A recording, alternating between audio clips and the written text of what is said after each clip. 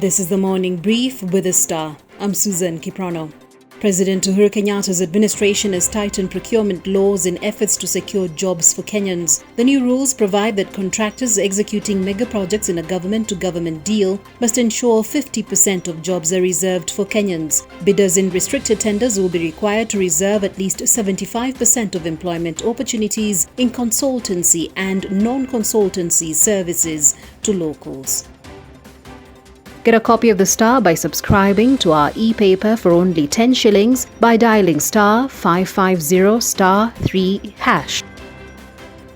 Amani National Congress leader Musalia Mudavadi's quest to extend his term at the party's leadership has suffered a setback after the registrar of political parties declined to effect the changes. Registrar Ann Diritu told The Star that her office declined the ANC's proposal as it was marred by glaring gaps that were against the Political Parties Act. This came even as ANC announced it had endorsed Mudavadi as its 2022 presidential flag bearer.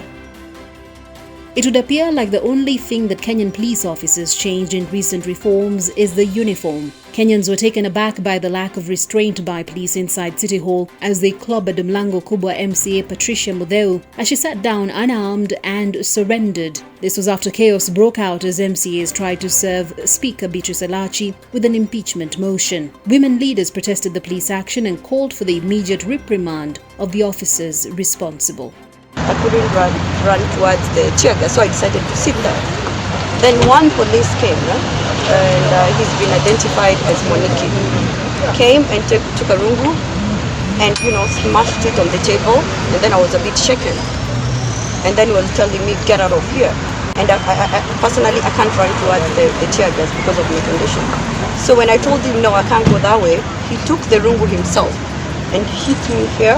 When I tried to, he wanted to hit my face, and then I tried to block. That's when he hit my hand.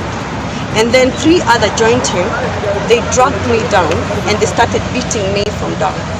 And I was all alone with no one else there, and there were 4 male policemen. And I was begging them to stop. They couldn't stop.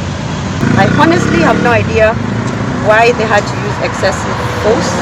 I didn't resist. They even threatened to handcuff me. Elected leaders at all levels in the North Rift region have agreed to partner with governors and health officials in the war against COVID-19. The political leaders have agreed to engage their communities on local media in order to sensitize the public and influence behavioral change among residents. This came as the country recorded 606 new cases of COVID-19, bringing the caseload to over 18,500. And finally, imagine your teen driving around in his or her own car worth 6.8 million shillings. The Baby 2 is a scaled-down Bugatti that can still go 42 miles per hour. The little car is an homage to the one Ettore Bugatti, built for his 4-year-old son in 1926. Get a copy of The Star by subscribing to our e-paper for only 10 shillings by dialing *550*3#. You can also get more on the Star website.